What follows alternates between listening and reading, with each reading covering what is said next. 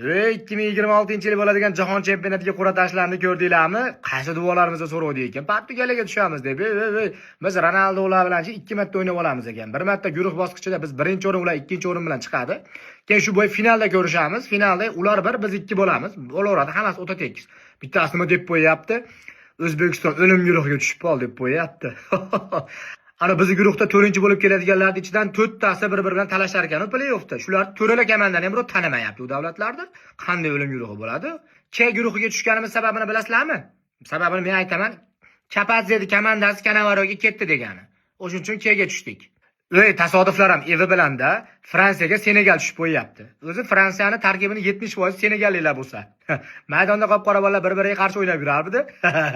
Ha? Keyin gap tarqardi-da, Senegal ikkita nomosida bir-biriga qarshi o'ynayapti deb turib, o'lgan ustiga tepgan qilib, Fransiyaga 3-komanda Jazoir tushib qo'yapti. Fransiyani qolgan 30% Jazoirliklar-ku, keyin ana Argentinaga boshqa gruppaga olib Ammo bitta narsani aytib qo'yay, O'zbekiston Portugaliyaga gol ursa ham, sakrab turib, suv desa ham yarashaveradi endi. Nima bo'lgan taqdirda ham omad tilayman.